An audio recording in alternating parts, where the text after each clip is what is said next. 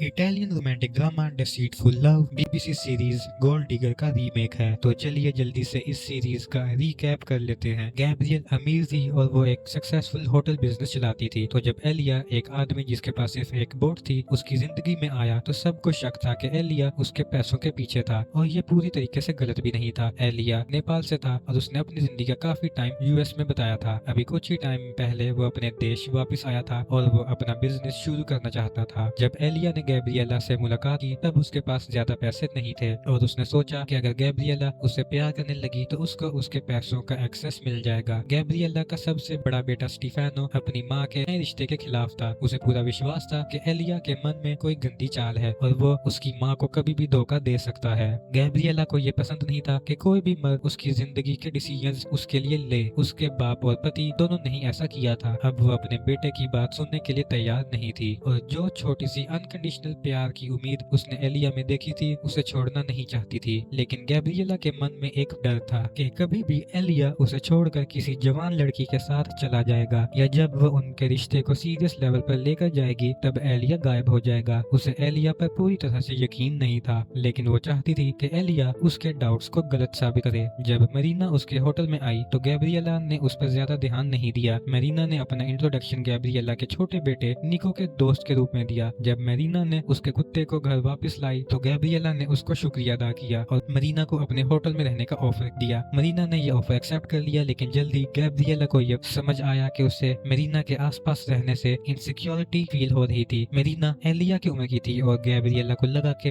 मरीना एलिया की तरफ अट्रैक्टेड है। उसने उन दोनों को पूल के पास बात करते हुए पकड़ लिया और एक रात उसने देखा कि वो दोनों एक साथ स्विमिंग कर रहे हैं। गैब्रिएला भी पूल में चली गई ताकि वो समझ सके कि क्या चल रहा है। एलिया इस सिचुएशन से अनकंफर्टेबल फील कर रहा था और बाद में उसने गैब्रिएला से इस बारे में बात किया। सच ये था कि मरीना और एलिया अबीजा में एक दूसरे को जानते थे। उस वक्त वो दोनों साथ थे लेकिन उसके बाद एलिया अचानक गायब हो गया। मरीना ने उसे ट्रैक कर लिया और बताया कि वो उसके बच्चे की माँ बनने वाली है। एलिया को समझ नहीं आया कि वो क्या करे। उसने मरीना से वादा किया कि वो गैब्रिएला से पैसा निकाल के उसका और उसके बच्चे का ध्यान रखेगा लेकिन उसने मरीना से कहा कि वो तुरंत वहाँ से चली जाए। मरीना ने मना कर दिया। उसने एलिया पर भरोसा नहीं किया और वह बिना एलिया के वापस नहीं जाने वाली थी। जब एलिया ने गैब्रिएला को सच बताया तो गैब्रिएला अंदर से एकदम टूट गई। उसने एलिया से मरीना से नहीं बल्कि सिर्फ उससे प्यार करने की भीख मांगी और एलिया को समझ आया कि गैब्रिएला उसके लिए कितनी दीवानी है। एलिया ने उसे शांत किया और वो दोनों एक साथ बिस्तर में चले गए। अगली सुबह गैब्रिएला ने अपने होटल के अकाउंट से इमरजेंसी फंड अपने पर्सनल अकाउंट में ट्रांसफर कर लिए और एलिया के लिए चेक लिखा ताकि वो लग्जरी कैटमरान खरीद सके जो उसके रेंटल बिजनेस के लिए जरूरी थी। उसने एलिया को 4.5 लाख यूरोस दी लेकिन एलिया ने सप्लायर को सिर्फ 3 लाख यूरोस दिए थे। बाकी के 1.5 लाख यूरोस एलिया ने निकाल लिए और वो पैसा मरीना को दिया और उसे वहाँ से जाने के लिए कहा लेकिन मरीना ने एलिया के बिना वापस जाने से मना कर दिया। इसी बीच निको ने एलिया और मरीना को किस करते हुए देख लिया और उसने अपनी माँ को इस बारे में बताया। जब गैब्रिएला ने एलिया से उसकी और मरीना के रिश्ते के बारे में पूछा तब एलिया वहाँ से निकल गया और उससे कहा कि वो उसके बारे में डिसीजन ले। गैब्रिएला ने आखिर में डिसाइड किया कि वो मरीना को अपने होटल से निकाल देगी। एलिया ने मरीना के लिए एक होटल अरेंज किया था जहाँ मरीना ने उसे इंटीमेट होने का ऑफर दिया। एक पल के लिए एलिया ने सोचा भी लेकिन झट से उसे गैब्रिएला की याद आई। एलिया गैब्रिएला से बेहद प्यार करता था और वो उसका दिल तोड़ने के बारे में सोच भी नहीं सकता था। उसी रात गैब्रिएला अपने एक्स हस्बैंड मारियो के साथ थोड़ी इंटीमेट हो गई लेकिन जल्दी समझ गई कि एलिया के अलावा वो किसी और के बारे में सोच भी नहीं सकती। अगली सुबह जब गैब्रिएला अपने कमरे में उठी तो एलिया उसके पास था। एलिया ने बताया कि उसने सब कुछ अच्छे से सोच समझ कर डिसाइड किया है और गैब्रिएला के अलावा और कोई नहीं है जिससे वो चाहता है। फिर उसने अपनी जेब से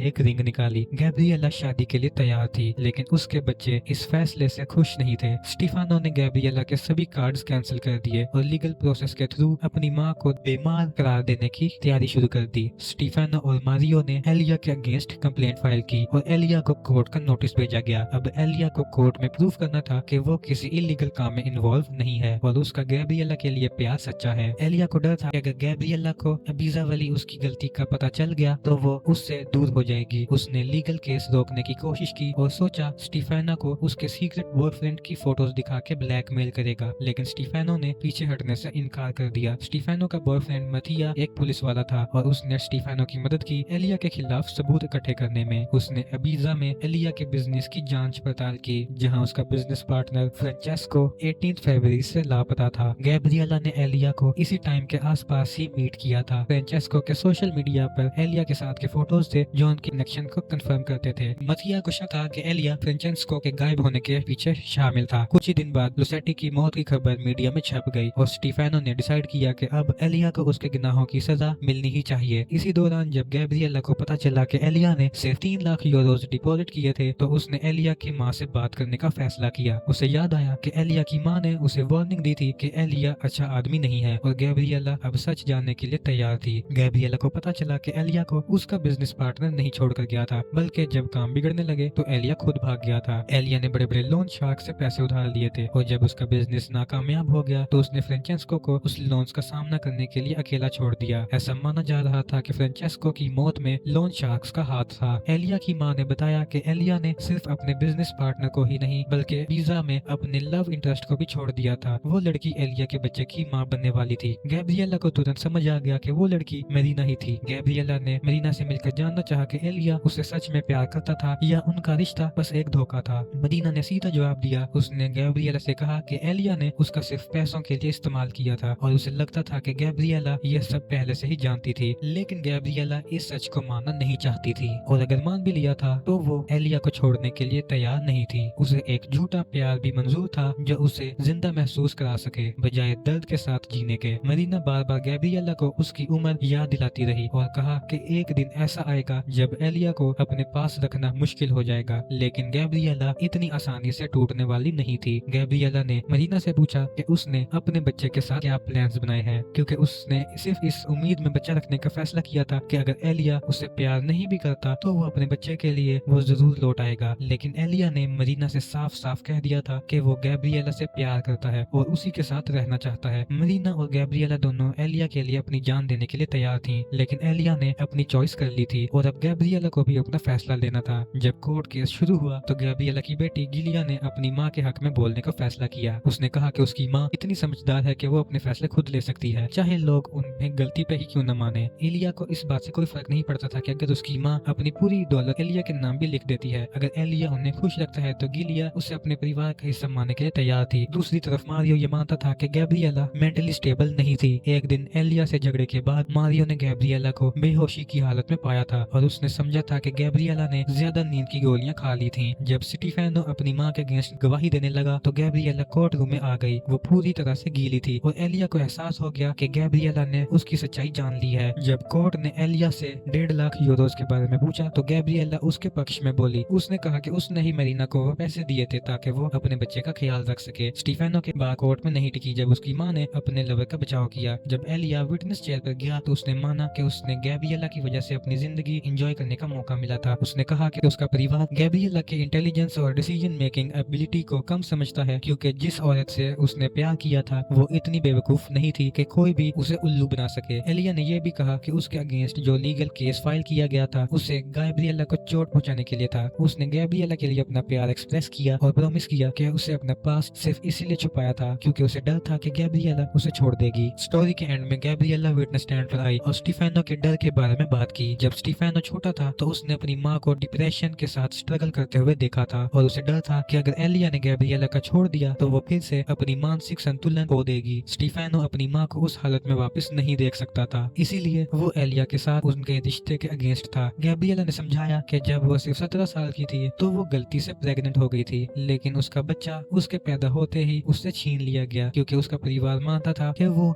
बच्चा संभालने के लिए उतनी मैच्योर नहीं थी। जब गैब्रिएला ने गिलिया को जन्म दिया तो उसे अपनी पहली बेटी को खो देने का दर्द याद आ गया और इसी वजह से वो अंदर से एकदम टूट गई। उसे डर लगता था कि कहीं फ्यूचर में उसके बच्चे उसे फिर से दूर न चले जाएं और इसी डर की वजह से वो अपने बिस्तर से उठने में असमर्थ थी। गैब्रिएला ने स्टीफेनो से अपने अतीत की गलतियों के लिए माफी मांगी और उससे रिक्वेस्ट की कि वो अपनी माँ को अपनी मर्जी से जीने दें। कोर्ट में गैब्रिएला ने बहुत ही गर्व के साथ ये अनाउंस किया कि वो एलिया से प्यार करती है और कोई भी उनके रिश्ते के बीच नहीं आ सका। कोर्ट ने आखिर में एलिया के अगेंस्ट सारे चार्जेस डिसमिस कर दिए और एलिया अभी गैब्रिएला के साथ जी सकता था। केस के बाद स्टीफेनो ने गैब्रिएला से कहा कि उसने सब कुछ उसके लिए किया था। गैब्रिएला ने स्टीफेनो को ये एडवाइस दी कि अब वो अपनी माँ की चिंता करना छोड़कर अपनी जिंदगी पर ध्यान दे। गैब्रिएला को सब कुछ प्रोसेस करने के लिए कुछ वक्त चाहिए था तो उसने अपना वेडिंग ड्रेस फेंक दिया। उसने ये समझा कि जितना भी उसने एलिया को प्यार किया हो वो अब अपने आप को किसी और के साथ बांध कर रखना नहीं चाहती थी। उसने देखा था कि कैसे शादियां भयानक मोड़ ले सकती हैं और उसका एक और शादी में पड़ने का कोई भी इरादा नहीं था। मूवी के फाइनल सीन में जब गैब्रिएला एलिया से मिली तो उसे समझाया कि उसके रिश्ते से वो क्या चाहती थी। उसने एलिया से कहा कि जब उसकी मरीना से लास्ट मीटिंग हुई थी तब मरीना ने उससे कहा था कि एलिया उससे कितना प्यार करता था। उस पर गैब्रिएला ने डिसाइड कर लिया था कि वो एलिया के साथ अपनी बची कुची जिंदगी गुजारेगी, चाहे कुछ भी हो जाए। गैब्रिएला ने ऑफर किया कि वो मरीना के बच्चे का पूरा जिम्मा उठाएगी, बस एक शर्त थी कि वो एलिया और उसके बीच में कभी नहीं आएगी। गैब्रिएला ने ये सजेस्ट किया कि उनका रिश्ता सिर्फ प्यार के लिए हो, कोई एग्रीमेंट के बेसिस पर नहीं, और एलिया इस बात से खुश था। एलिया और गैब्रिएला एंड में एक साथ हो गए और उन्होंने आखिर में गैब्रिएला का बर्थडे उसके परिवार के साथ सेलिब्रेट करने का फैसला किया। गैब्रिएला के बच्चे इनिशियली एलिया को एक्सेप्ट करने को तैयार नहीं थे, लेकिन आखिर में वो मान गए। अब ये नहीं कह सकते कि उनका रिश्ता हैप्पीली एवर आफ्टर जैसा होगा कि नहीं, लेकिन एक बात तो पक्की है, एलिया और गैब्रिएला एक दूसरे से बेपनाह मोहब्बत करते थे और उन दोनों के लिए बस यही मैटर करता था। तो दोस्तों, आपको डिसीटफुल लव मूवी कैसी लगी हमें कमेंट्स में जरूर बताइएगा। अगर वीडियो अच्छी लगी हो तो लाइक करें और चैनल को सब्सक्राइब करें।